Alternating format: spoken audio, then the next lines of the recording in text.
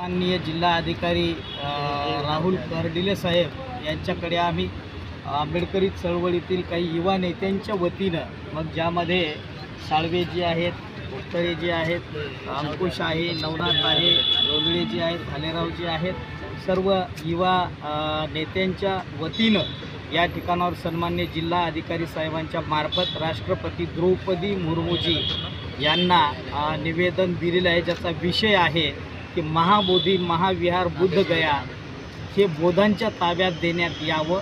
कारण अनेक मागील वर्षापासून बुद्धगया हे बौद्धांचं असलेलं श्रद्धास्थान हे बौद्धांच्या ताब्यात नाही। जगभरातले त्या ठिकाणावर बौद्ध अनुयायी, बौद्ध भिक्खू त्या ठिकाणावर येऊन नतमस्तक होत असतात, ध्यान साधना करत असतात, बुद्ध वंदना परित्राण पाठाचं पठण करत असतात। परंतु त्या ठिकाणावर हा आस्थेचा विषय असतानाही ते पवित्र महाबोधी महाविहार ज्या ठिकाणावर तथागत भगवान बुद्धांना बुद्धत्वाची प्राप्ती झालेली आहे, जगाचं कल्याण करण्याचं ज्ञान त्या ठिकाणावर त्यांनी मिळवलेलं आहे।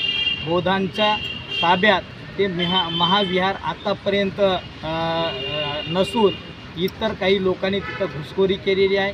त्यामुळे त्या ठिकाणावर घंटा वाजवणे किंवा वेगवेगळ्या परंपरा त्या ठिकाणावर करत असतात, शेंदूर फासणे असेल, त्यामुळे बौद्धांना त्या ठिकाणावर डिस्टर्ब होत असतो ध्यान साधनेसाठी सुद्धा, वंदना पूजा अर्चा करण्यासाठी सुद्धा।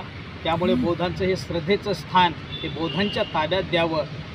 त्यामुळे युवकांच्या वतीनं आंबेडकर चळवळीतले हे युवा नेते आहेत, त्यांच्या वतीने या ठिकाणावर निवेदन देण्यात आलेलं आहे। अनेक ज्येष्ठांकडून सुद्धा, ज्येष्ठ नेत्यांकडून, काही संघटनांकडून किंवा एकत्रित येऊन परत एकदा या ठिकाणावर सन्माननीय जिल्हा अधिकारी साहेबांना निवेदन देण्याच्याही काही गोष्टी होऊ शकतात।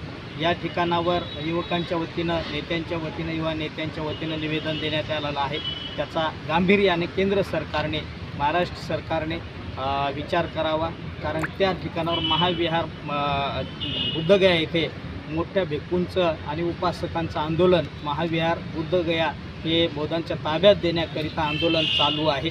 त्यामुळे याचा गांभीर्याने प्रशासनाने विचार करावा। निवेदनावर काही विचारविनिमय झाला नाही, समजा पुढचं पाऊल काय असेल?